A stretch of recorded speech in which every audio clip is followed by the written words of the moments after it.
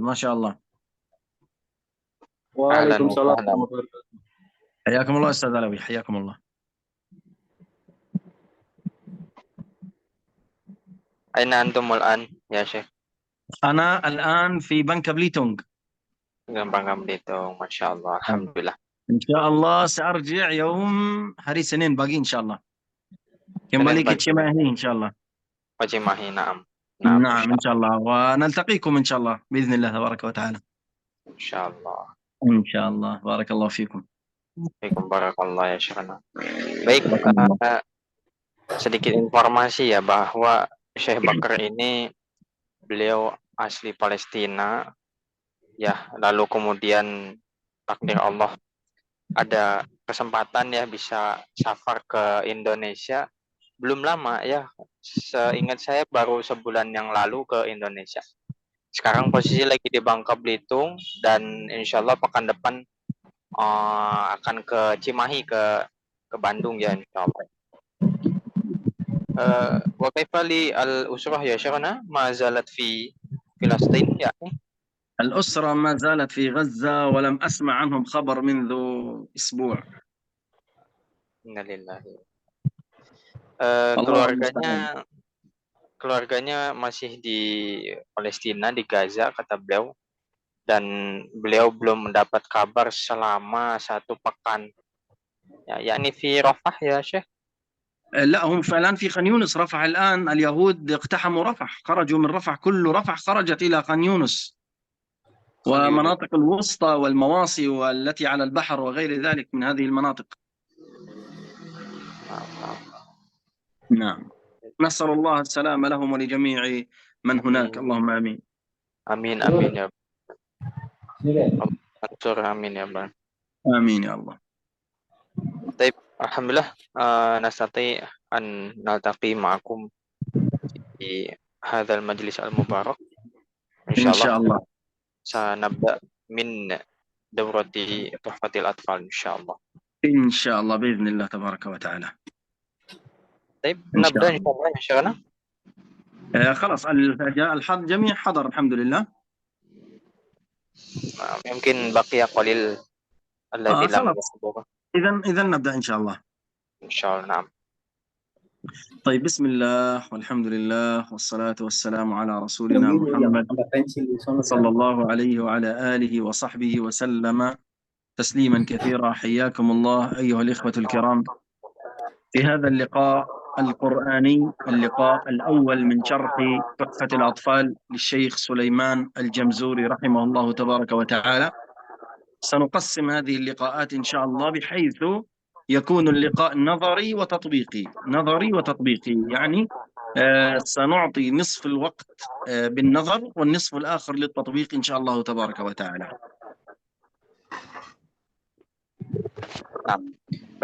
Admin maaf tolong dibantu untuk di mute ya. Baik, kita mulai daurahnya. Ya, tadi membuka majelisnya dengan baca hamdalah, lalu kemudian sholawat, lalu kemudian beliau sampaikan ini adalah pertemuan pertama kita, pertemuan yang Qur'ani, dan kita akan baginya menjadi 2 bagian, yaitu bagian nazari dan tatbiqi. Nazari itu berarti secara teori, kemudian tatbiqi secara praktek. Jadi setengah-setengah, setengah teori, setengah praktek. Ya, naam. طيب، أولا يعني قبل أن نبدأ يا كرام بالشرح نعرف اسم المؤلف أو صاحب هذا المتن، نعرف باسمه ومن هو ومتى توفي ومتى ولد ومن شيوخه وغير ذلك إن شاء الله. أولا هو الشيخ سليمان بن حسين الجمزوري. سليمان ابن حسين الجمزوري ولد في قرية تسمى جمزور، قرية تسمى جمزور، وهي في مدينة طنطا الآن في مصر، في مدينة طنطا بمصر. نعم. Nah, pertama-tama sebelum kita mulai penjelasan dari matan Tuhfatul Atfal, hendaknya kita mengetahui terlebih dahulu siapa sih pengarang atau penulis dari Matan Tufatul Atfal, yaitu dikenal dengan nama Sulaiman Al-Jamzuri. Nah, sebetulnya nama beliau itu adalah Sulaiman bin Husain Al-Jamzuri. Sulaiman bin Husain Al-Jamzuri. Beliau itu dilahirkan di sebuah daerah dinamakan Jamzur, ya, di Madinah atau di kota Tonto, ya, di Mesir sana, ya. Nah, نعم. ولد رحمه الله تبارك وتعالى في عام يعني 1160، يعني 1160 من هجرة النبي صلى الله عليه وسلم هكذا. وولد في شهر ربيع الأول، يعني نستطيع أن نقول أنه من علماء القرن الثاني عشر، ومن علماء القرن الثاني عشر. نعم. baik. Kemudian beliau itu dilahirkan pada tahun 1160. Ya, 1160 Hijriah, ya, di bulan Rabiul Awal. Artinya kalau lahir pada 1160 itu bisa dibilang beliau itu termasuk ulama dari abad ke-12. Nah, نعم. كان شافعي المذهب رحمه الله تعالى، وأبرز شيوخه هو الشيخ نور الدين الميهي، والذي سنأتي على ذكره في المتن إن شاء الله تبارك وتعالى. قد ذكر اسم شيخه، وهذا من باب الوفاء يا كرام، هذا من باب الوفاء. قد ذكر اسم شيخه أنه تعلم علم التجويد عن شيخه شيخنا الميهي ذي الكمال، كما سندرس لاحقا إن شاء الله في هذا اللقاء. نعم. nah. Lalu kemudian beliau itu secara madhab, ya, madhabnya adalah Syafi'i, ya. Dan di antara guru beliau yang paling abroz itu yang paling nampak, mungkin yang paling dikenal, mungkin ya bisa dibilang, yaitu adalah Syekh Nuruddin Al-Mihi, ya, Nuruddin Al-Mihi. Dan ini sebetulnya disebutkan juga di dalam matan Tufatul Atfal, ya, nama Al-Mihi, maksudnya nama guru beliau, ya, lengkapnya tadi Nuruddin Al-Mihi. Jadi ini termasuk bab Al-Wafa, ya, dan di mana beliau menyebutkan nama gurunya, yang mana gurunya ini mengajarkan dia ilmu tajwid. Nah, نعم. من أبرز مؤلفاته هذا المتن الذي معنا، متن تحفة الأطفال، وكذلك فتح الأقفال بشرح تحفة الأطفال. أيضا له كتاب شيخ سليمان الجمزوري أسماه فتح الأقفال بشرح متن تحفة الأطفال، أو بشرح تحفة الأطفال. وفتح الأقفال هذا شرح فيه هذا المتن وهذا النظم، وهو متن تحفة الأطفال. نعم. lalu di antara karya beliau yang paling masyhur di antaranya tentu yang sedang kita pelajari, yaitu matan atau nazom Tuhfatul Atfal. Yang kedua, yang nomor 2 itu namanya adalah Fathul Aqfal. Fathul Aqfal. Nah, ini membahas tentang apa? Membahas tentang syarah atau penjelasan dari matan Tuhfatul Atfal. Ya, jadi matanya ada, penjelasannya pun ada dari Syekh Sulaiman. Nah, نعم. أخيرا توفي رحمه الله تبارك وتعالى. قال العلماء لا يعرف يعني بالتحديد متى توفي، في أي يوم، في أي سنة. لماذا؟ لأنه كان يعني في آخر عمره قد اعتزل الناس وذهب إلى قريته وهكذا. جيد. لكن آخر ما عرف عنه أنه كان حيا قبل عام 1208، أنه كان حيا قبل عام، يعني كان حيا في عام 1208، ثم بعد عام 1208 انفرد لوحده وانقطعت أخباره، فلا يعرف متى بالتحديد في أي يوم توفي رحمه الله تبارك وتعالى. nah.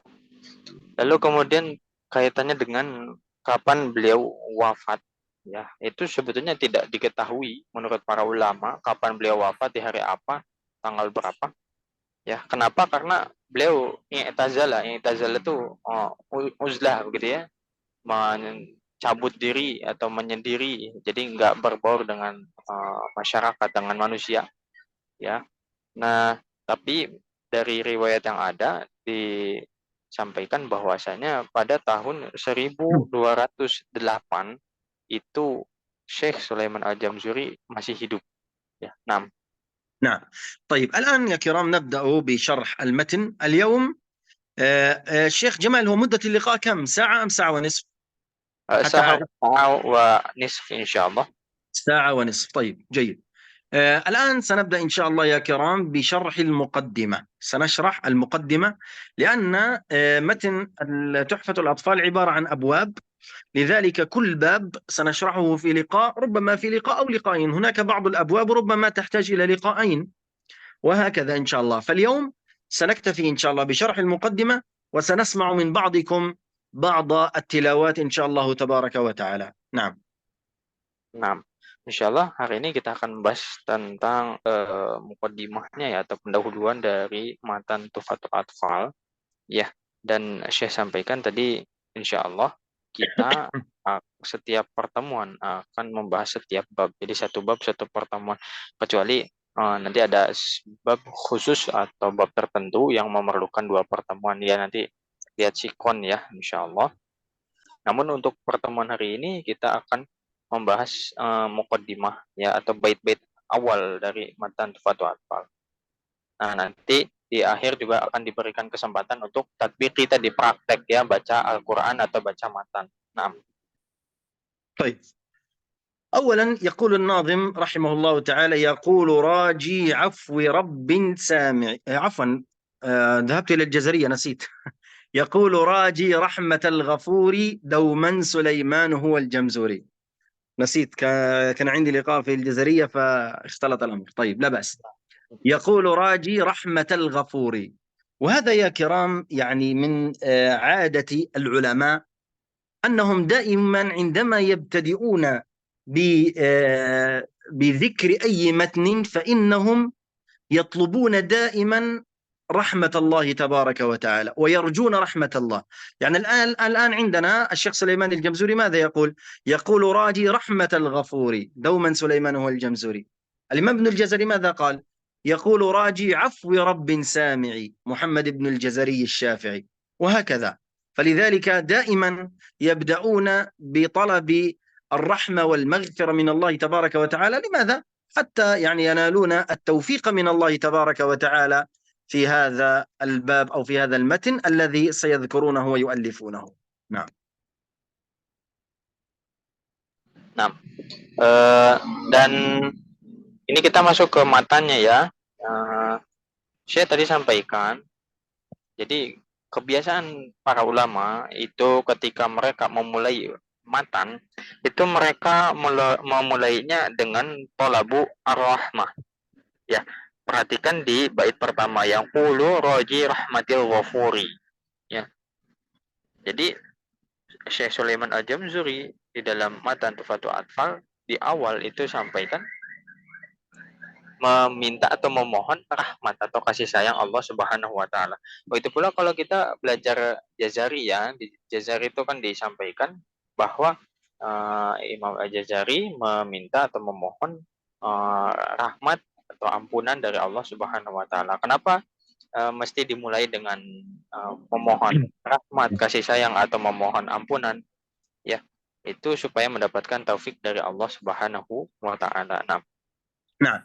فمعنى يقول راجي يعني يقول الذي يأتمل الرحمة من الله تبارك وتعالى. يعني عندما نقول نحن هذا الرجل يعني يأتمل، ما معنى يأتمل؟ يعني يرجو ويطلب رحمة الله تبارك وتعالى. يقول راجي رحمة الغفور. الغفور هو الله تبارك وتعالى، والرحمن هو الله تبارك وتعالى. يقول راجي رحمة الغفور دوما.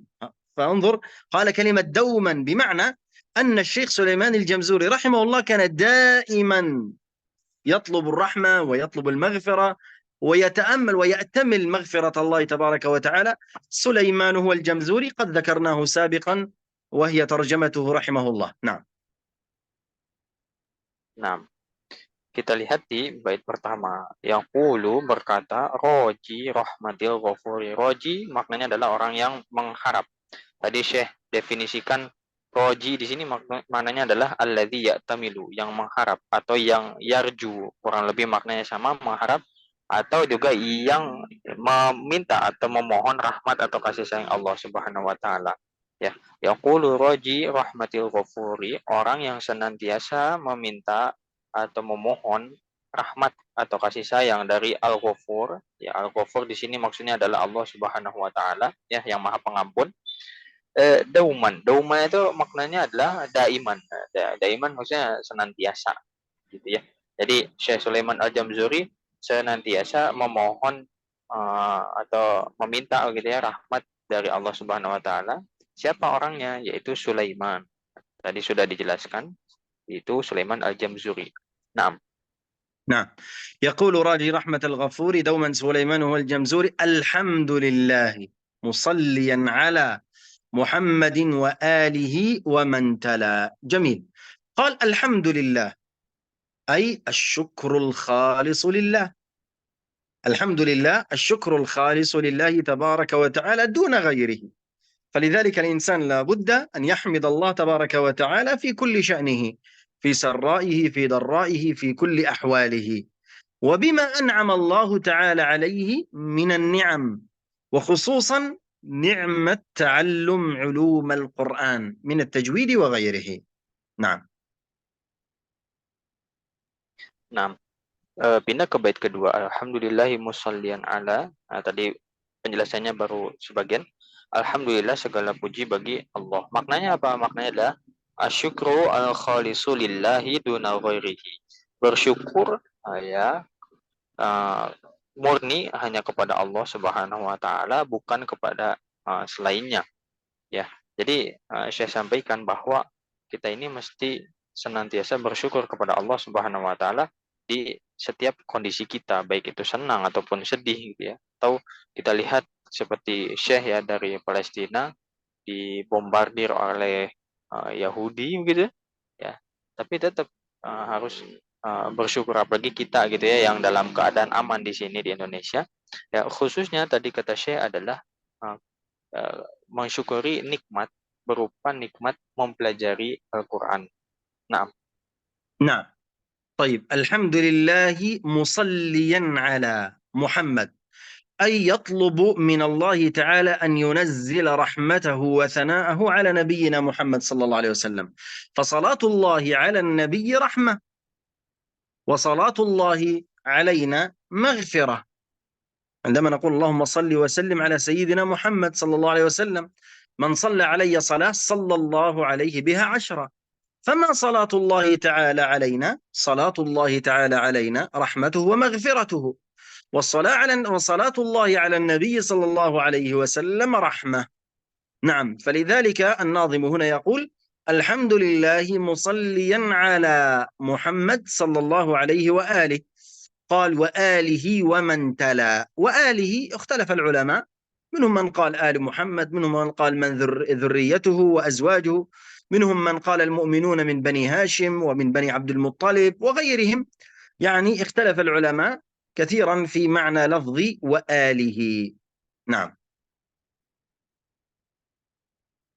al-ma'dzirah ya, karena as-salatu 'alan nabi rahmah wa الصلاة الله salatu على النبي رحمة، وصلاة الله علينا مغفرة.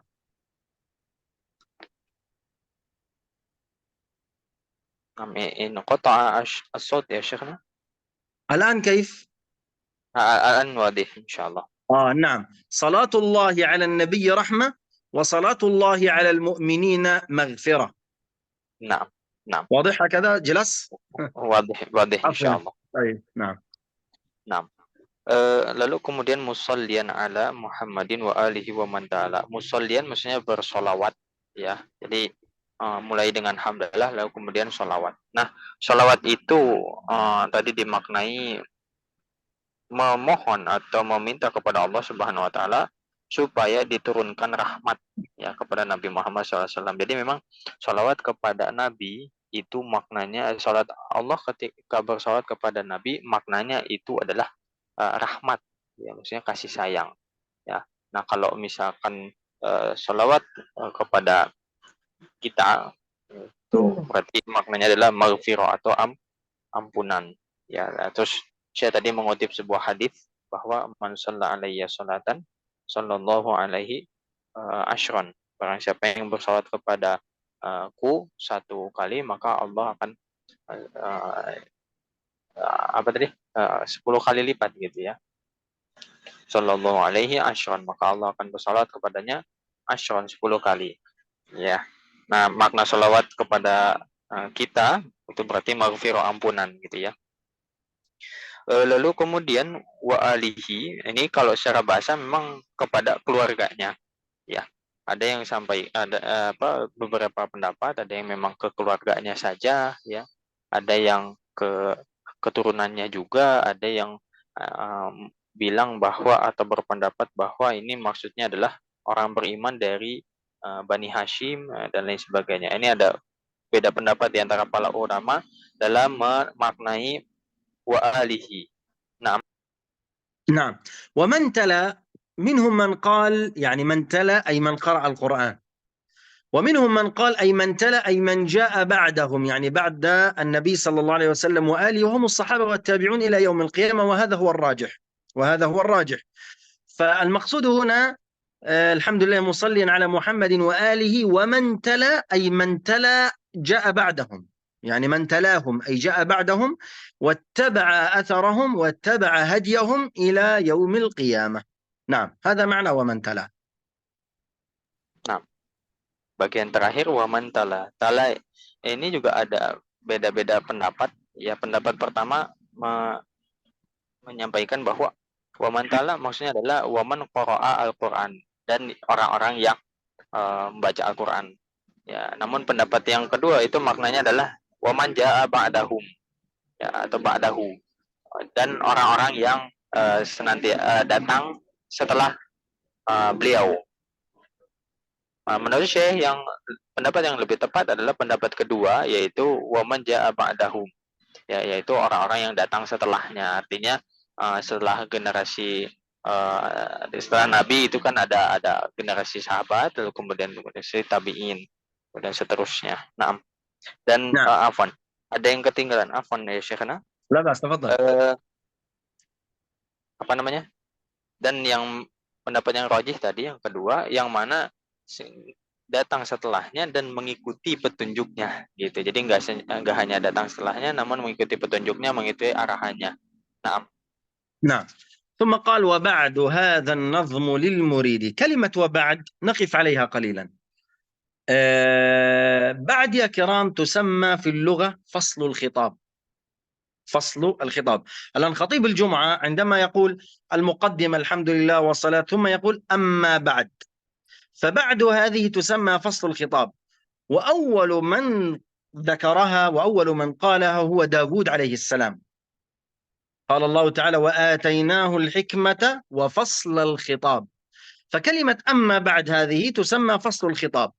وكثيرا ما يقولها أصحاب المتون وبعد، وهي تفصل بين المقدمة وبين الموضوع، تفصل بين المقدمة وبين الموضوع. إذن كلمة بعد هذه معلومة تأخذونها جيدة، تسمى فصل الخطاب، تسمى فصل الخطاب. وأول من ذكرها هو داود عليه السلام بقوله تعالى وآتيناه الحكمة وفصل الخطاب.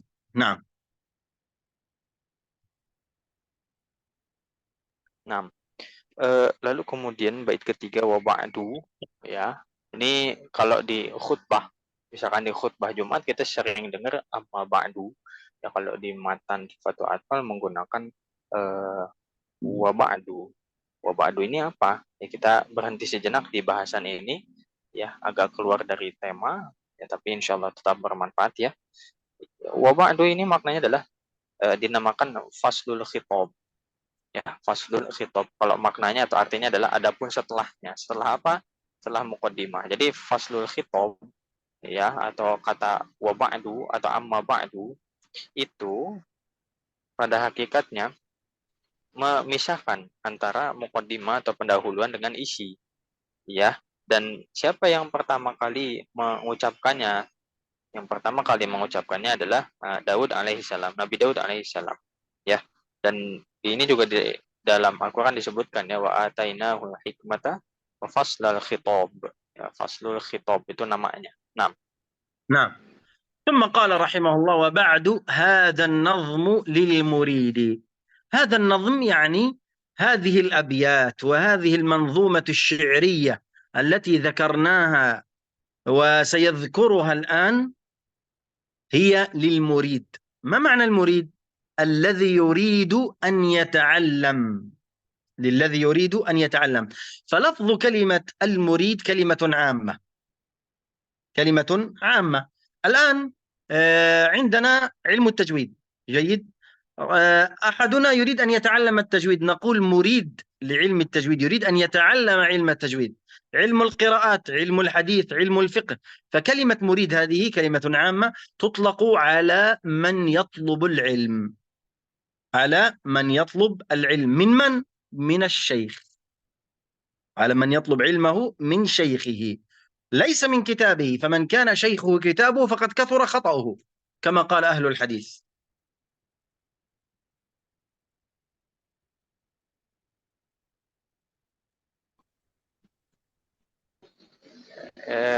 ini kota asod ya Syekh. لماذا؟ طب هذا الإنترنت جيد عندي أنا هنا. أين Nah, انقطع؟ إلى أين انقطع؟ ماذا؟ إلى أين آخر شيء؟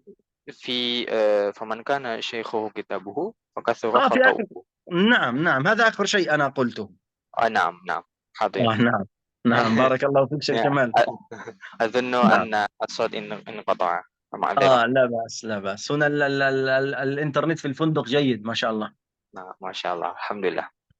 Baik, نعم berikutnya bait ketiga tadi sudah dibahas wa ba'du, kemudian hadzan nazmu lil muridi.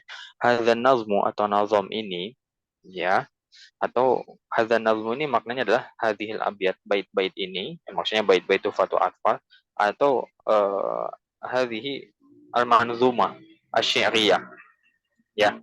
Al-manzumah asy-sy'riyah maksudnya nazam syair ya. Jadi bentuknya untuk tufatu atfal ini berbentuk syair ya, lil muridi untuk murid ya.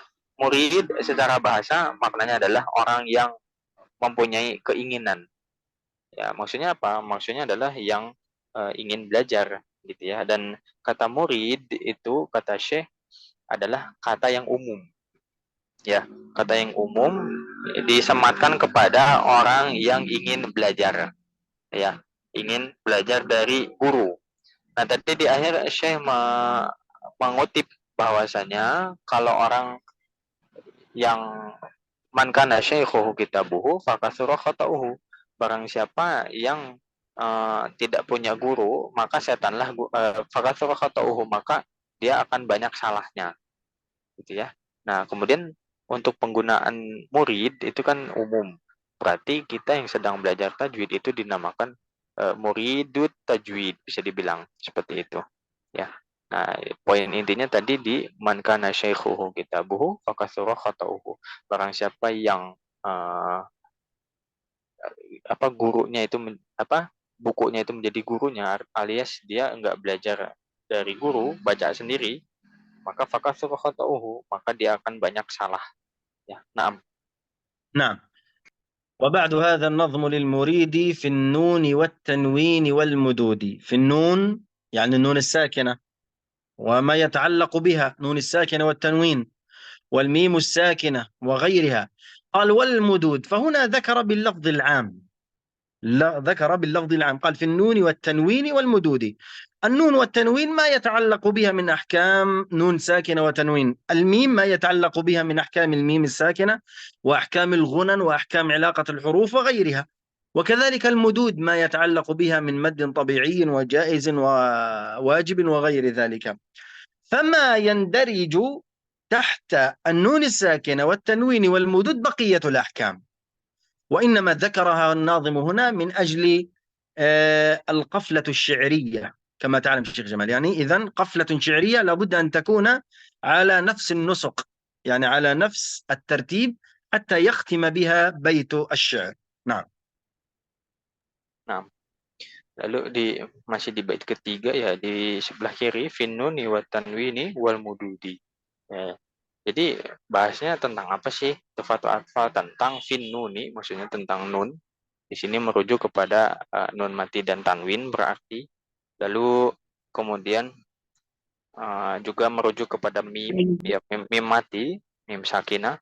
Wal mududi, mudud itu maksudnya mad, ya, berarti mad wajib, mad lazim, mad jaiz dan lain sebagainya. Nah, jadi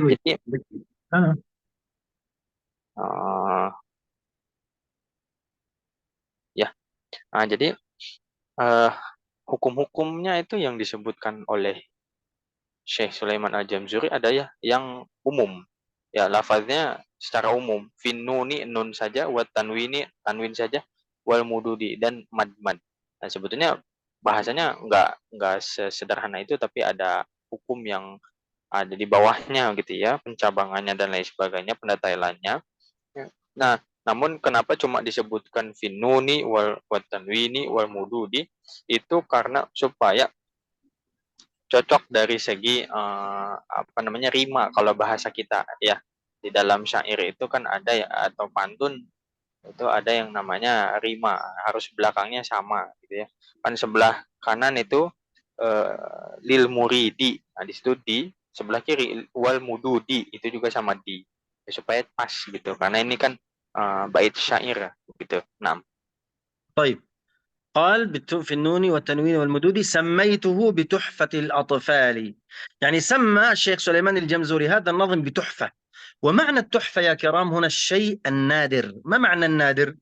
الشيء القليل الغالي ثمنه، شيء قليل غالي ثمنه، فهذه نسميه تحفة. يعني هناك رسمة جميلة ونادرة ليس غيرها وليس يوجد مثلها، هذه نسميها تحفة. نعم. وسمى الناظم هذه بالتحفة لندرتها ولجمالها وسهولة ألفاظها، فقال سميته بتحفة الأطفال، وأطلق لفظ الأطفال لأنها سهلة يستطيع الأطفال أن يتعلمونها. نعم. baik. Bait keempat, samaituhu bituhfatil atfali, ya aku menamakannya. Jadi maksudnya Syekh Sulaiman Al-Jamzuri menamakan karya beliau ini dengan Tuhfatul Atfal. Nah, kenapa dinamakan tuhfah? Tuhfah itu secara bahasa adalah syai'u an-nadir, sesuatu yang jarang, yang langka. Ya, berarti merujuk kepada yang mahal banget gitu karena langka. Nggak ada yang semisal dengan dia gitu ya. Nah, adapun kalau matan ini kenapa disebut sebagai tuhfah begitu ya, dinamakan tuhfah itu karena memang indah begitu ya, dan lafaznya itu mudah ya. Kemudian bagian kedua yaitu atfal. Atfal itu maknanya adalah anak-anak. Kenapa dinamakan anak-anak? Karena memang ya anak-anak aja bisa gitu memahami matan Tuhfatul Atfal. Jadi saking mudahnya bahkan seorang anak-anak ya di usia anak-anak pun bisa gitu ya memahami matan ini. Nah, نعم. قال عن شيخنا الميهي ذي الكمال، فهو يعترف بفضل شيخه هنا، شيخنا سليمان الجمزوري رحمه الله يعترف بفضل شيخه، ويقول أن من علمه من علمه علم التجويد وعلم القراءات هو شيخه نور الدين كمال الميهي، نور الدين الميهي رحمه الله تبارك وتعالى، وهو من شيخه ومن أبرز شيوخه ومن أخذ عنه القراءات وأخذ عنه علم التجويد. قال عن شيخنا الميهي نور الدين الميهي ذي الكمال. والمقصود هنا يا كرام ليس بالكمال المطلق، فصاحب الكمال المطلق هو الله تبارك وتعالى، صاحب الكمال المطلق هو الله، ولكن يقصد الناظم هنا قال ذي الكمال يعني بمعنى الكمال النسبي. الكمال النسبي ربما يكون كاملا في أخلاقه، كاملا في محاسنه، كاملا في أدبه، كاملا في إكرامه، لكن يبقى هذا كمال نسبي وليس مطلق. فالكمال المطلق لله تبارك وتعالى طبعا، وهذا ما يقصده الشيخ شيخنا سليمان الجمزوري رحمه الله تبارك وتعالى. نعم. nah. Lalu kemudian di bagian sebelah kiri an Syekhina Al-Mihi atau Al-Maihi tadi saya bacanya Til Kamali. Ya, dari guru kami yang bernama Al-Mihi. Tadi di awal sempat disinggung, ya, nama lengkapnya adalah Syekh Nuruddin Al-Mihi. Beliau adalah guru dari Syekh Sulaiman Al-Jamzuri selaku penulis matan Tuhfatul Atfal. Jadi Syekh Sulaiman Al-Jamzuri itu mengakui keutamaan atau bisa dibilang kehebatan gurunya yaitu Imam Al-Mihi, ya, yang mana beliaulah yang mengajarkan kepada Syekh Sulaiman Al-Jamzuri ilmu tajwid dan ilmu qiraat, ya. Dan di bagian sebelah kiri yang akhir itu ada ungkapan Dzil Kamali yang mempunyai kamal kesempurnaan. Nah, kita sering dengar ya orang Indonesia tuh bilangnya kesempurnaan hanya milik Allah. Betul. Ya, itu yang dinamakan Al-Kamal Al-Mutlaq. Al-Kamal Al-Mutlaq, ya. Kesempurnaan yang mutlak, yaitu pasti disematkan kepada Allah Subhanahu wa taala, bukan kepada manusia. Nah, adapun yang dimaksud oleh penulis Matan Tuhfatul Atfal di sini Dzil Kamali yang mempunyai kesempurnaan. Maksudnya di sini bukan kamal mutlak atau kesempurnaan yang mutlak, tapi kamal atau kesempurnaan nisbi. Ya, nisbi. Ya, artinya bisa jadi Syekh Sulaiman Al-Jamzuri itu bilang bahwa gurunya ini sempurna, sempurna karena apa? Karena akhlaknya baik, gitu ya. Kemudian adabnya luar biasa, kemudian ikram atau memuliakan tamu orang lain dan lain sebagainya itu luar biasa, ya. Nah, البيت الأخير في المقدمة أرجو به أن ينفع الطلاب والأجر والقبول والثواب. يعني الشيخ سليمان الجمزوري يرجو من الله تعالى، أرجو به بماذا؟ بالمتن، فالضمير هنا عائد على هذا المتن الذي سيذكره، فأرجو به أن ينفع الطلاب. يرجو الشيخ سليمان الجمزوري من الله تبارك وتعالى بهذا المتن أو بهذا النظم أن ينفع الطلاب. طلاب هنا جمع طالب، فهم الطلاب الذين يتعلمون أحكام التلاوة والتجويد. ثم قال والأجر والقبول والثواب، فالأجر من الله والثواب من الله والقبول كله من الله تبارك وتعالى. نعم. Nah, ini bait terakhir dari muqaddimah di matan Tuhfatul Atfal. Arju bihi an yanfa'at tullaba wal ajra wal qabula was thawaba. Arju, aku berharap, bihi, dengannya, maksudnya nyah di sini atau kata ganti di sini, dhamir di sini merujuk kepada matan atau merujuk kepada nazom, ya. Jadi terjemahannya secara lengkap adalah saya berharap dengan matan ini, dengan nazom ini, ya, maksudnya adalah matan Tuhfatul Atfal tentunya, an yanfa'at tullab, bisa bermanfaat bagi para tullab. Tullab bentuk jamak dari talib. Ini dari sudut pandang bahasa Arab, ya. Talib itu adalah pembelajar, orang yang belajar, ya. Bisa dibilang siswa, mahasiswa, santri, silakan. Ya. Nah, di sini merujuk kepada orang-orang yang belajar hukum-hukum tajwid, begitu. Semoga, saya berharap ini bisa bermanfaat bagi para pembelajar tajwid, wal ajra wal qabula wat tawaba, dan beliau juga berharap semoga beliau mendapatkan al ajr, ya, ganjaran atau pahala, al qabul itu diterima di sisi Allah Subhanahu wa taala, wat tawaba juga bisa diterjemahkan ganjaran atau pahala dari Allah Subhanahu wa taala. نعم. طيب هكذا نكون قد انتهينا من المقدمة، ونكتفي بشرح الأبيات في هذا اللقاء. نكتفي. لماذا؟ لأننا اللقاء القادم إن شاء الله سنبدأ بشرح أحكام النون الساكنة والتنوين، لأنه سيكون معه تطبيق، فالوقت ضيق اليوم، لا ينفع أن نأتي الآن بشرح أحكام النون الساكنة والتنوين ثم نطبق. فنكتفي اليوم بالمقدمة إن شاء الله تبارك وتعالى، ثم ننتقل للأمر الذي بعده وهو التطبيق يا شيخ جمال إن شاء الله. نعم، نقرأ الفاتحة saja إن شاء الله. Nah, insyaallah. Baik, dengan ini kita sudah selesai dari muqaddimah, ya, atau dari syarah penjelasan matan Tuhfatul Atfal di pertemuan pertama, yaitu muqaddimah matan surat Atfal, ya. Dan insya Allah untuk bahasan berikutnya yaitu hukum nun mati dan tanwin kita akan bahas di pertemuan berikutnya insya Allah, karena kalau dibahas sekarang waktunya sempit, nggak akan cukup ya. Saya bilang layan nggak bermanfaat, maksudnya nggak efektif begitu ya. Nah, untuk sekarang kita akan beralih ke sesi berikutnya yaitu praktek baca Al-Quran, yaitu kita baca surat Al-Fatihah saja ya. Saya sampaikan seperti itu. Nah, طيب مباشرة اختر يا يا شيخنا. نعم اختر يا شيخ جمال، أنت اختر من سيقرأ. بسم نعم الله، نعم الأمر لك الآن. نعم insyaallah. Oke, mungkin yang mau baca silakan angkat tangan, nanti saya panggil satu-satu ya. Baca surat Al-Fatihah. Silakan, saya panggil yang paling atas ya. Ini ada Raudatul Iffa, silakan. إذا Bismillah. كان Apa Ustaz? الأفضل إذا كان يفتحون الفيديو هذا أفضل. buka Oke, video. ya, lebih utama kalau nyalain kamera ya. Afdol, lebih afdol. نعم Nah, نعم. silakan. Mulai dari ta'awuz Ustaz.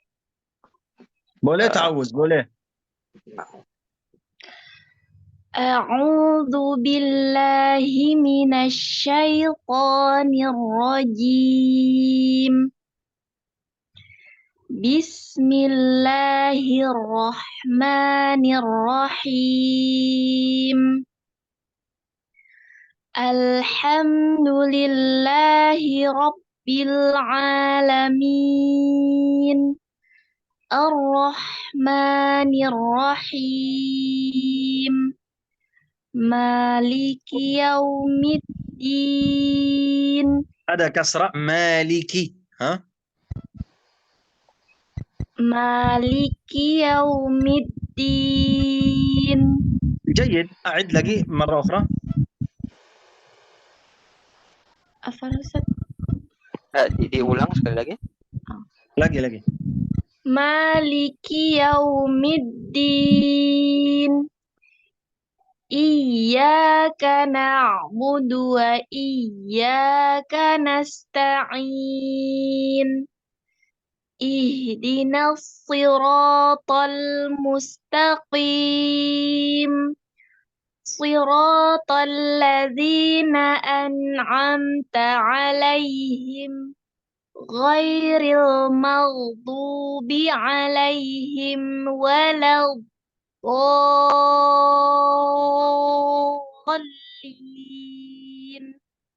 جيد ما شاء الله يا أستاذة روضة الإيفا، ما شاء الله مخارج جيدة ما شاء الله. إن شاء الله يعني هناك بعض الملاحظات في الصفات إن شاء الله عندما نأتي إلى وقتها إن شاء الله يكون الأمر أفضل بإذن الله تعالى. بارك الله فيك يا أستاذة، قراءة جيدة ما شاء الله. Barakallah, syukran, jazakallah khairan Ustaz. بارك الله فيك. Bacanya bagus, makhrajnya bagus, tapi ada beberapa catatan di sifat. Nanti kalau kita bahas tentang sifat akan dijelaskan oleh Syekh supaya lebih sempurna lagi bacanya insyaallah ya. Nah, Ustaz. بارك الله فيك أستاذ. Baik. Berikutnya Majid, silakan.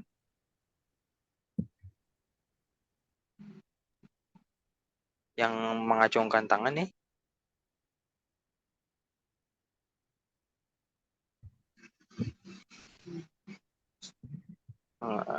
Nah, itu sudah nyala. Nah, silakan Pak. Masmu Ustaz. Ya, Mas Mo insyaallah. Alwi. Ana. أستاذ علوي. مجد الصوت ليس واضح أستاذ مجد. Suaranya kurang jelas Pak Majid, maaf. Tadi kayaknya ada tadi. Halo. Jelas Ustaz. Ya, maaf Jelas, Pak jelas. Alwi dulu ya, silakan. Pak Majid suaranya nggak masuk ternyata, maaf. Ana Ustaz. Ya, silakan Pak Alwi. A'udzu billahi minasy syaithanir rajim. sebentar لا نقول الراجيم، tidak ada ألف، لا يوجد ألف بعد الراء. أعوذ بالله من الشيطان الرجيم. لا نقول الراجيم. أعد. نعم أستاذ. نعم شيخ. أعوذ بالله من الشيطان الرجيم. بسم الله الرحمن الرحيم. الحمد لله رب العالمين. الرحمن الرحيم. مالك يوم الدين. لا نقول يوم، نقول يو يو يو يو هكذا مباشرة. يو. نعم أستاذ. نعم شيخ. مالك يوم يو الدين. يو سلا. يو ترقيق ليس تفخيم. يوم نعم. مالك يوم الدين. نعم betul. إياك نعبد وإياك نستعين. اهدنا الصراط المستقيم. صراط الذين لا نقول أنعمت. صراط. انتظر sebentar. tidak ada غنة في حروف صاد. صراط سلا. صرا هكذا. صراط. صراط. صراط خطأ. افتح الفم. بوكا صراط. مالو هكذا. صراط. بوكا مالو بيبير. نعم. Buka mulut. مولوت. نعم دي صراط. بوكا مولوت. صراط. نعم. صراط. لا. صراط الذين أنعمت عليهم غير المغضوب عليهم لا sebentar ألوي. لا يوجد سكت. غير المغضوب. ada سكتة؟ tidak ada سكتة. غير المغضوب. lanjut. غير المغضوب. bukan غير المغضوب. انتبه. نعم شيخ. شكرا. غير المغضوب عليهم ولا الضالين.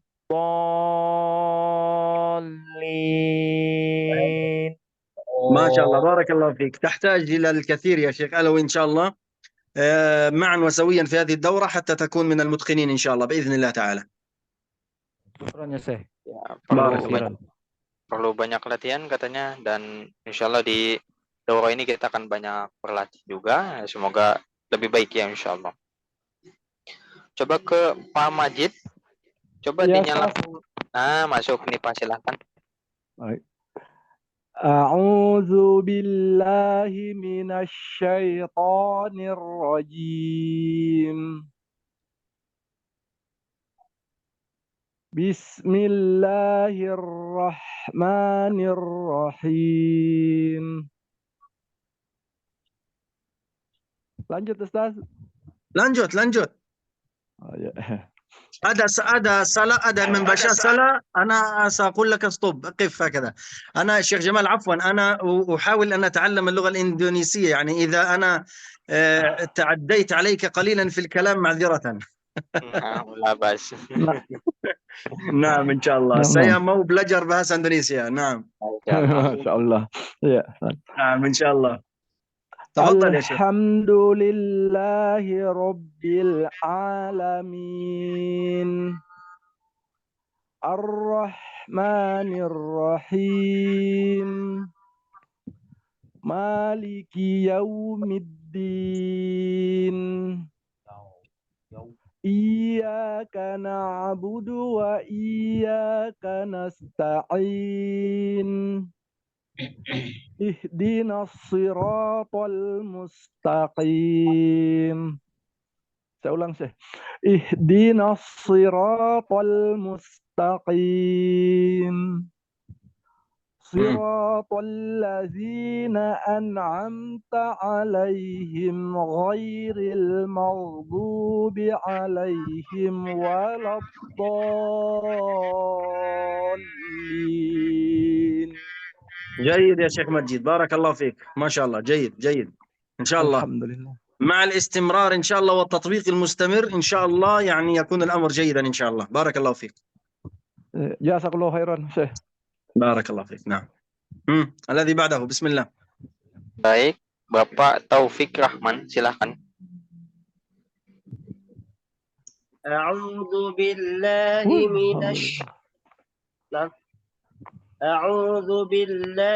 من الشيطان الرجيم. بسم الله الرحمن الرحيم. الحمد لله رب العالمين. الرحمن الرحيم. مالك يوم انتظر الدين. سبنتر أستاذ توفيق. أستاذ جمال أخبر جميع الأخوة أن يغلقوا الميكروفون، تتوب ميكروفون إلا الذي يقرأ. Nah, yang nggak baca tolong ditutup mikrofonnya. Yang baca silakan dinyalakan. Silakan. Dilanjutkan atau diulangi? terus. مالك يوم الدين. إياك نعبد وإياك نستعين. لا نقول إياك أقرب إلى التقليل. إياك لا يوجد إياك، عادي أورجنال طبيعي. إياك، لا نقول إياك هذا تكون قريبا إلى الإمالة أو التقليل. لا يوجد هنا تقليل أو إمالة. طيب. إياك نعبد وإياك نستعين. اهدنا الصراط المستقيم. صراط الذين أنعمت عليهم غير المغضوب عليهم ولا الضالين.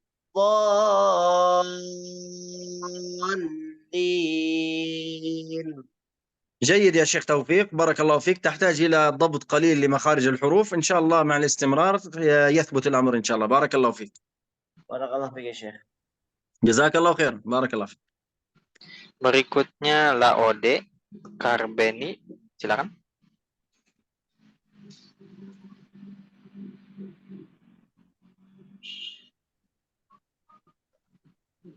Dinyalakan mikrofonnya. Nah, ya. Kedengaran suara Ustaz? Masuk. A'udzu billahi minasyaitonir rajim. Bismillahirrahmanirrahim. Alhamdulillahi rabbil alamin. أعد. الرحمن الرحيم. لقي الحمد لله. عفوا استوب معف.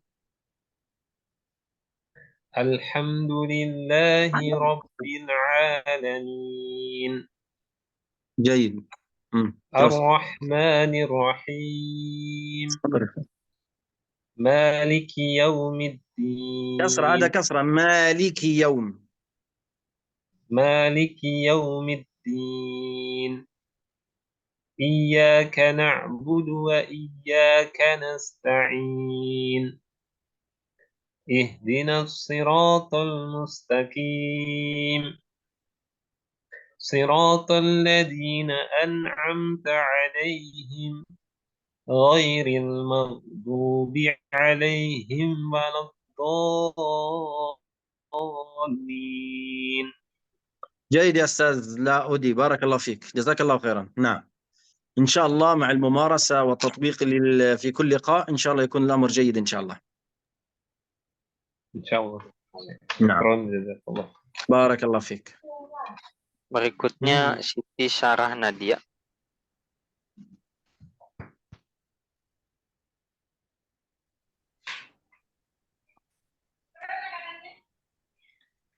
نعم، تفضل يا أستاذة نادية. نعم شيخ. أعوذ بالله من الشيطان الرجيم. بسم الله الرحمن الرحيم. تفضل يا شيخ. الحمد لله رب العالمين الرحمن الرحيم مالك يوم الدين إياك نعبد وإياك نستعين اهدنا الصراط صاد المستقيم اهدنا الصراط، صاد حروف صاد bukan sin. اهدنا الصراط المستقيم صراط الذين أنعمت عليهم غير المغضوب عليهم ولا الضالين.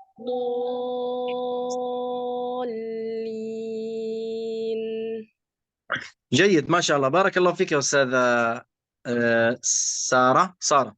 لكن هناك ملاحظة يا شيخ جمال، انتبه لنا معي جيدا. عندما نقول الحمد لله رب العالمين خطأ، سلا.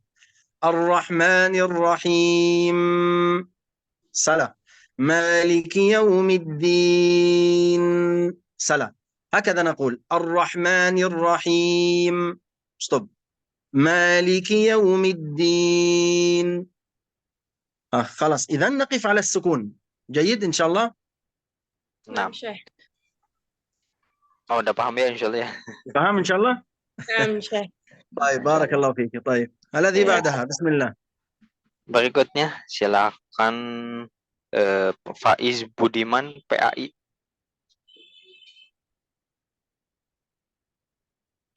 Silakan.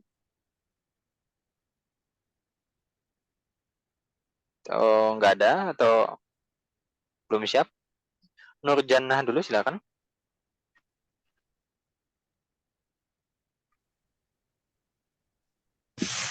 Nah, bismillah. A'udzu billahi minasyaitonir rajim. Bismillahirrahmanirrahim.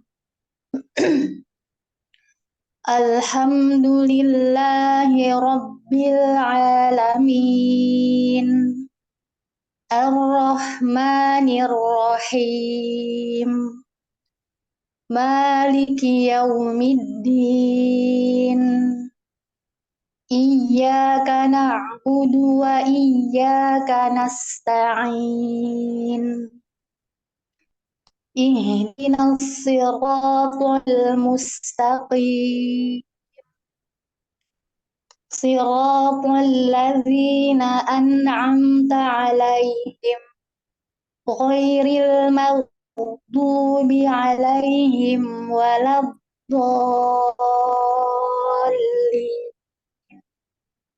ما شاء الله أستاذة نور، بارك الله فيك يا أستاذة نور، جزاكم الله خيرا. جيد. نعم. طيب الذي بعدها بسم الله. Junaidin silakan.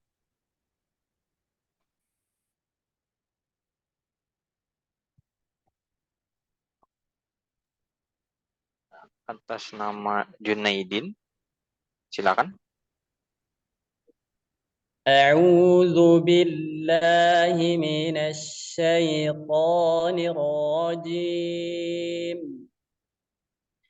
بسم الله الرحمن الرحيم الحمد لله رب العالمين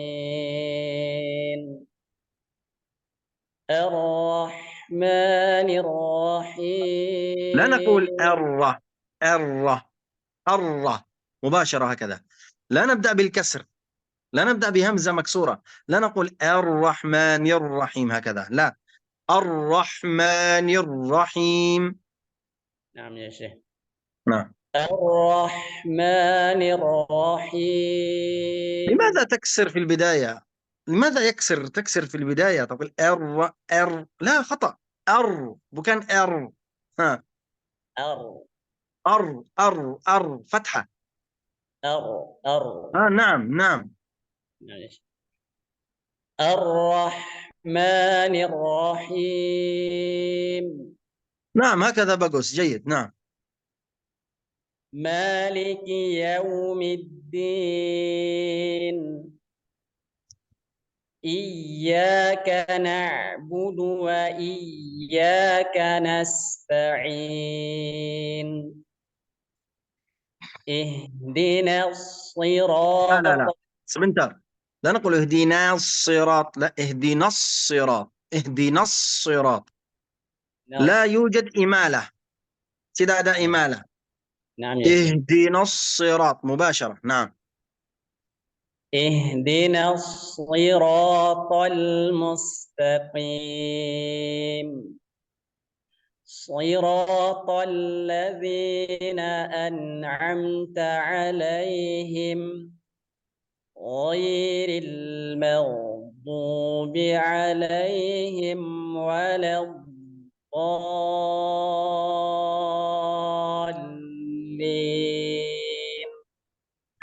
جيد يا شيخ جنيدي، لكن عندك يعني ماذا نقول، زيادة في مخرج الحرف.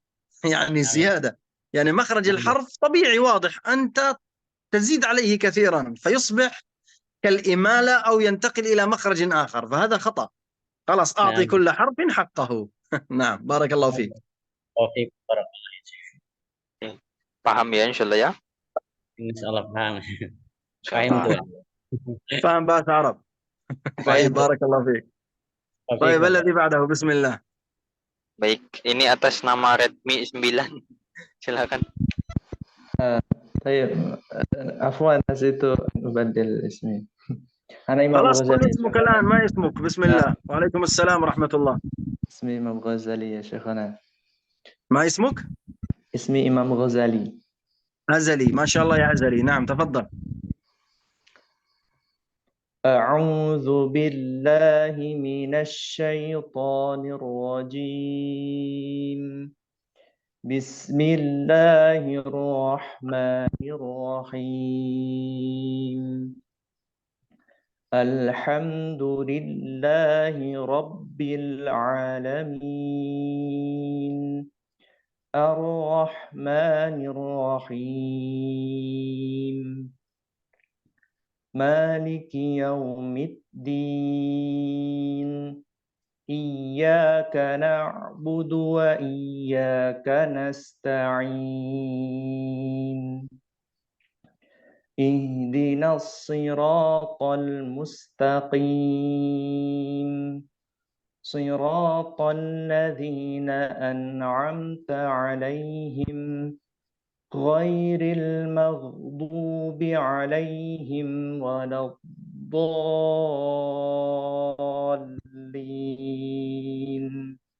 جيد يا أستاذ محمد أزلي. أزلي، بارك الله فيك، جزاك الله خيرا. نعم. بارك الله. طيب الذي بعده، بسم الله. Berikutnya Bambang Yulianto. Bapak Bambang Yulianto, silakan.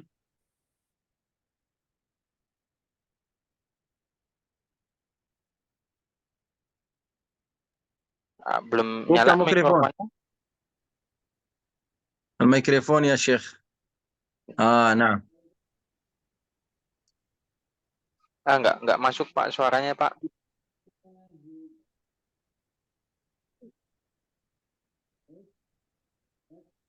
Oh, enggak masuk. Coba ini dulu, diatur-atur dulu, kita gantian ke yang lain. Suaranya enggak masuk Pak, maaf. Widya Agustin, silakan. Bismillah. Suaranya ada, Ustaz? Ada masuk. Ada. Silakan. A'udzu billahi minasy syaithanir rajim. Bismillahirrahmanirrahim. Alhamdulillahi rabbil alamin. Ar-Rahmanir-Rahim. Maliki yaumiddin. Iyyaka na'budu wa iyyaka nasta'in. اهدنا الصراط المستقيم صراط الذين أنعمت عليهم غير المغضوب لا عليهم صلاح لكن غير المغضوب ضو. عليهم لا سمنتر نقول غير المغضوب ليس الضو. لا نخرج طرف اللسان. ما معنى طرف اللسان يا شيخ؟ ujung lidah. لا نخرجه. tidak keluar. هذا كذاك يا شيخ جمال؟ نعم صحيح يا شيخنا. نعم. طيب غير المغضوب عليهم ولا الضالين.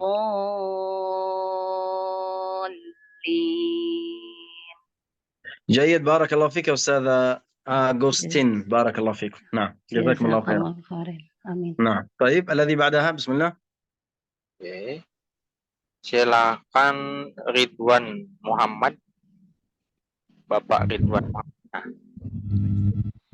أعوذ بالله من الشيطان الرجيم بسم الله الرحمن الرحيم الحمد لله رب العالمين الرحمن الرحيم. أعد لقي سبنتر. الرحمن الرحيم. انتبه لا نقول لا يوجد إمالة. إذا أداء إمالة مباشرة الرحمن الرحيم. لا يعني لا تقعر اللسان. الرحمن الرحيم مالك يوم الدين إياك نعبد وإياك نستعين اهدنا الصراط المستقيم صراط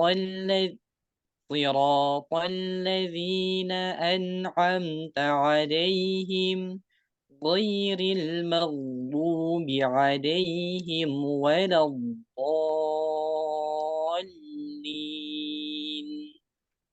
طيب يا شيخ رضوان بارك الله فيك. تحتاج إلى ضبط كثير في قضية المخارج وبعض الأحكام.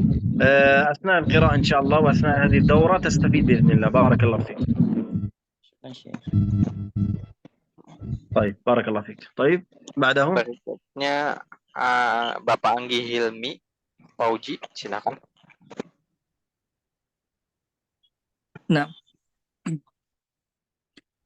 أعوذ بالله من الشيطان الرجيم بسم الله الرحمن الرحيم الحمد لله رب العالمين الرحمن الرحيم مالك يوم الدين إياك نعبد وإياك نستعين اهدنا الصراط المستقيم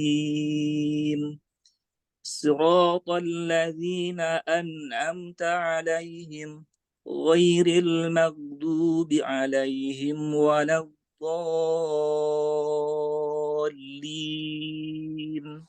جيد ما شاء الله أستاذ أنجا. لكن هناك ملاحظة. لا نقف أو نسكت قليلا على الحروف عندما نقول صراط الذين أنعمت. لا هذا سلا خطأ مباشرة. صراط الذين أنعمت عليهم غير المغضوب عليهم هكذا واضح. أما تسكت على الحروف ولو لحظة لا ينفع. بارك الله فيك. قراءة جيدة جميلة ما شاء الله جزاك الله خيرا. شكرا. بارك الله فيك. نعم. Paham ya طيب insyaallah ya? Insyaallah. Insyaallah. Berikutnya silakan Nuha Sofia, Ibu Nuha Sofia.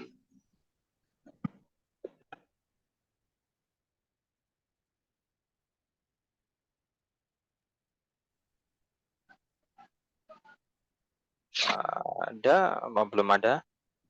Gantian dulu ke Bapak Solihuddin. Baik, syukran Ustaz. Suara saya terdengar Ustaz?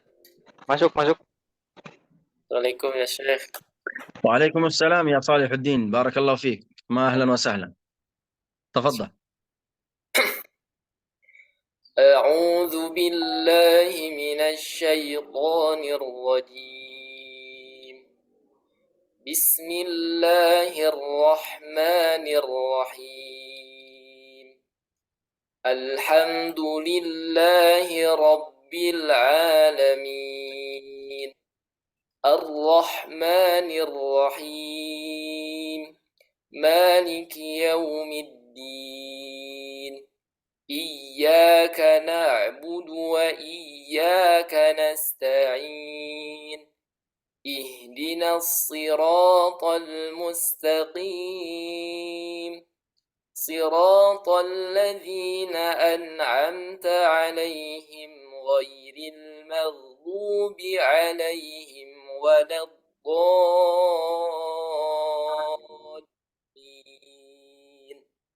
ما شاء الله، جيد، قراءة جيدة ما شاء الله، لكن نفسها بيسترخي. ها أن تقولك صراطة ثم تبدأ إن شاء الله. بارك الله فيك.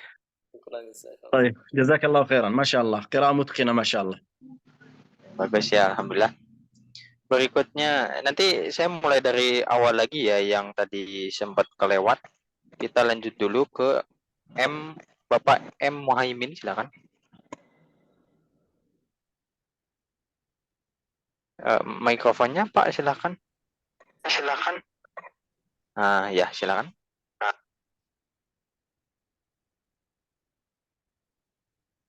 Hai Ustaz.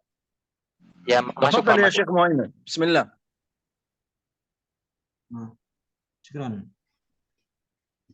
A'udzu billahi minasyaitonir rajim. Bismillahirrahmanirrahim. Alhamdulillahi rabbil alamin. Ar-Rahmanir Rahim. مالك يوم الدين. مالك، اقرأ الآية صحيح. مالك يوم الدين. أستاذ يا أستاذ، coba berhenti dulu. صراط الذين أنعمت عليهم غير المغضوب عليهم لا الضالين. هل تسمعنا يا شيخ مهيمن؟ عفوا، هل تسمعنا؟ Kedengaran Pak suara kami nih? Suara Syekh? Oh ya. Terdengar. Kedengar ya? Naam Syekh. أعد مرة أخرى. الحمد لله رب العالمين. أعد. Diulang dari hamdalah. أعوذ بالله من الشيطان الرجيم. بسم الله الرحمن الرحيم. الحمد لله رب العالمين. الرحمن لا نقول الحمد لله يا مهيمن، لا نقول الحمد لله ربي. الحمد لله رب سلام. الحمد لله رب كسرة، لا يوجد حرف ياء هنا.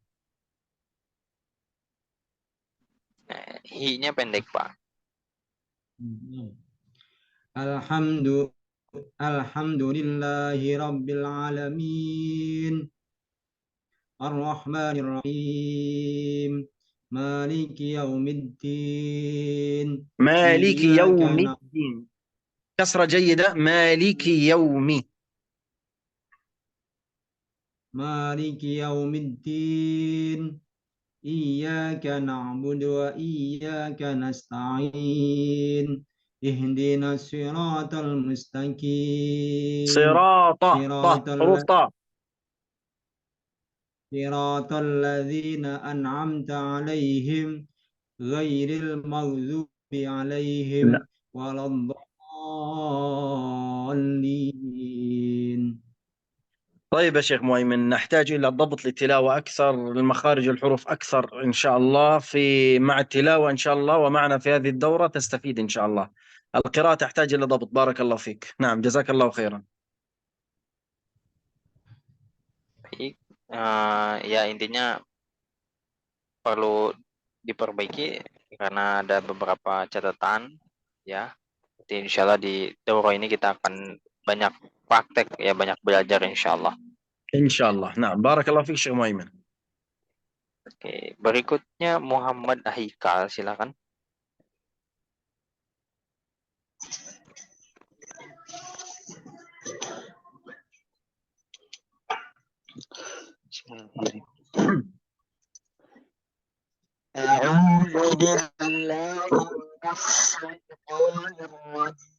الصوت غير واضح يا شيخ محمد. Suara tidak jelas. Ya, suaranya kurang jelas ini, Pak. Suaranya kurang jelas. Suaranya kurang jelas. Sebentar.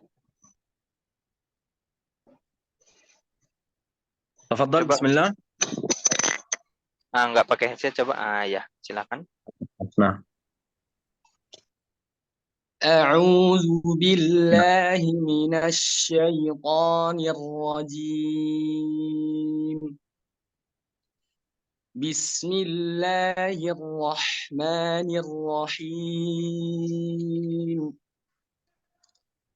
الحمد لله رب العالمين الرحمن الرحيم مالك يوم الدين إياك نعبد وإياك نستعين اهدنا الصراط صاد. المستقيم اهدنا الصراط. صاد. اهدنا الصراط المستقيم صراط الذين أنعمت عليهم غير المغضوب عليهم ولا الضالين. بارك الله فيك يا شيخ محمد هيكل. بارك الله فيك. جزاك الله خيرا إن شاء الله. بارك الله فيك. نعم. طيب بعده kita balik ke awal ke Faiz Budiman PAI. Silakan. Nge-lag jelek ini. Tapi antum yang nggak support. Mana ternyata bertemuan nggak nge-lag. هل صوتي واضح يا شيخ؟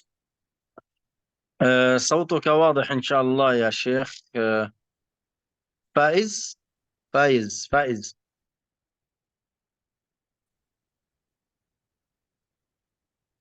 تفضل. أعوذ بالله من الشيطان الرجيم بسم الله الرحمن الرحيم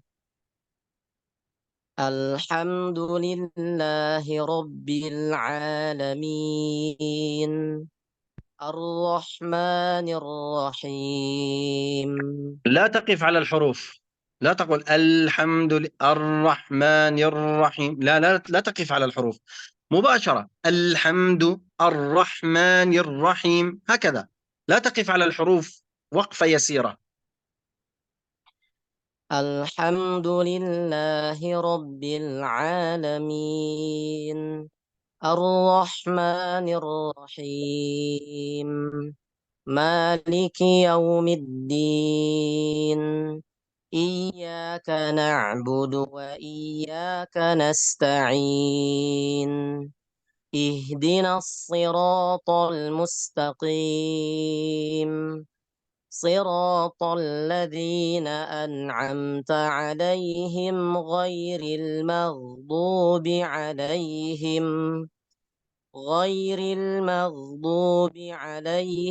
ولا الضالين. طيب بارك الله فيك يا شيخ فايز. جزاك الله خيرا. طيب. نعم. طيب بعده. Baik, Pak Bambang Yulianto sudah bisa mikrofon?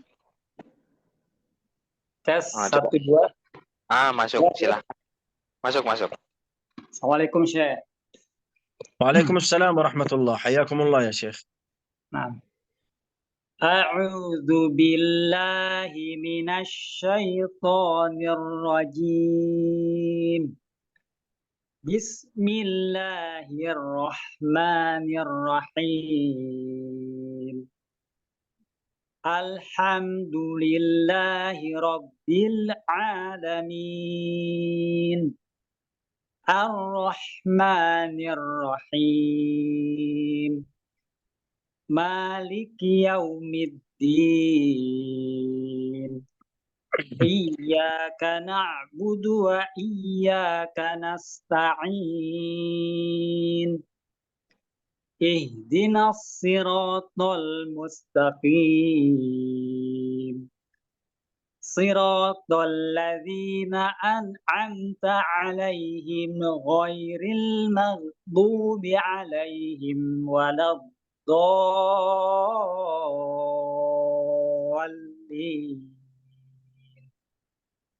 طيب بارك الله فيك، جزاك الله خيرا. يحتاج بعض ضبط المخارج أثناء الدورة إن شاء الله، يعني نتعلمها إن شاء الله. جزاك الله خيرا، بارك الله فيك يا أستاذ.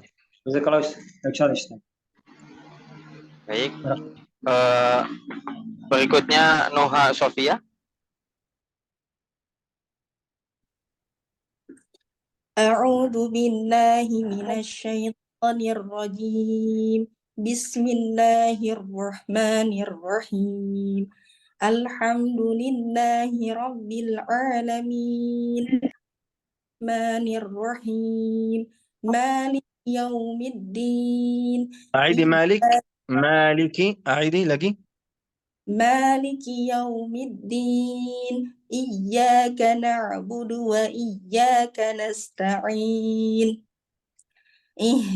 اهدنا الصراط المستقيم. صراط الذين أنعمت عليهم غير المغضوب عليهم ولا الضالين. طيب بارك الله فيك يا أستاذة نهى، جزاكم الله خيرا. Baik, berikutnya Bapak Andri Cahyadi. Di mana? Bismillah. Syekh, apakah suara terdengar? نعم جيد، تفضل يا شيخ أندري.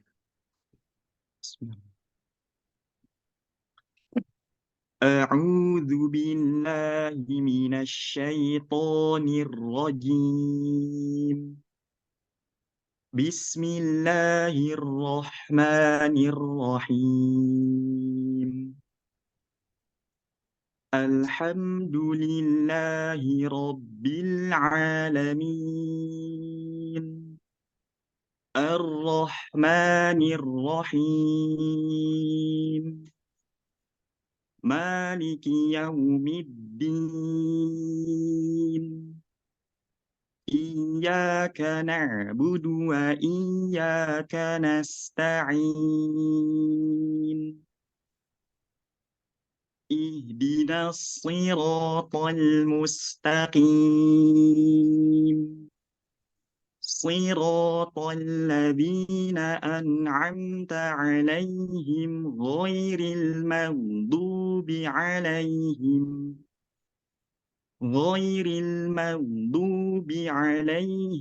ولا الضالين.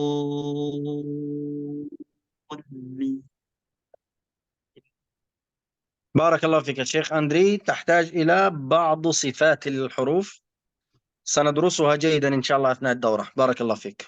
إن شاء الله. جزاك الله خير شيخ. جزاك الله خير. Baik, Rica Musa.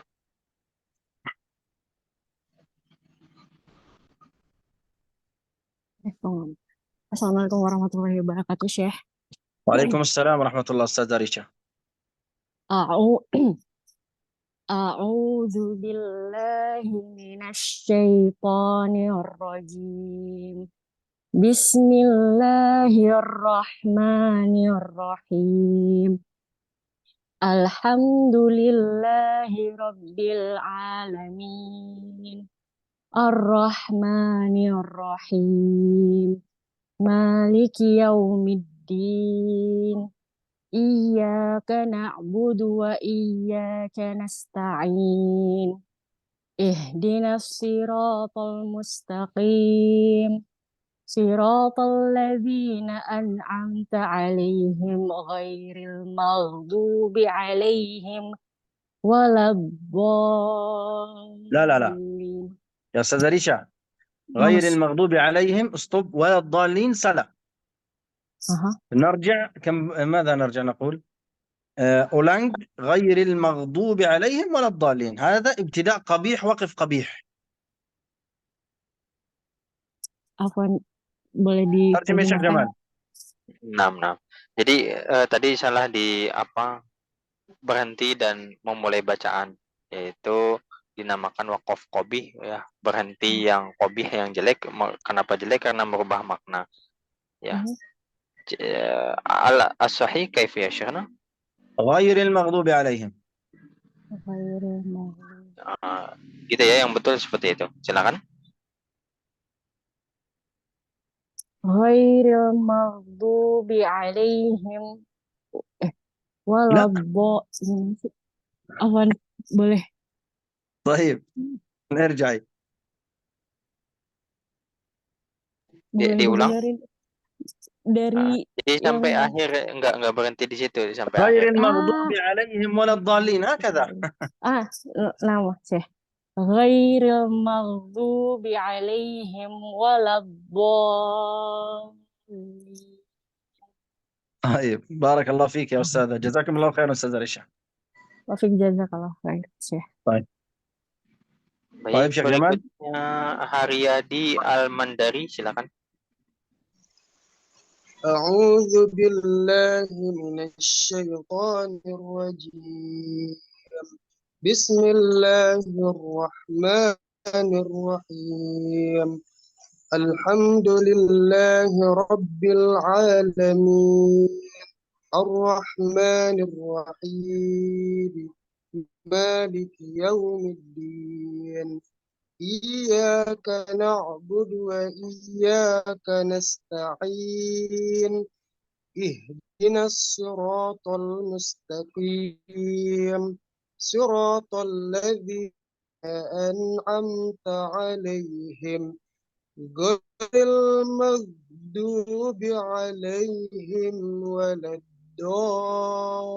أعد غير المغضوب، الصوت تقطع قليلا. أعد غير المغضوب. غير المغضوب عليهم ولا الضالين. حرف ضاد وكان دال، لا نقول ولا الضاء ولا الضاء، حرف ضاد. غير المغضوب عليهم ولا الضالين.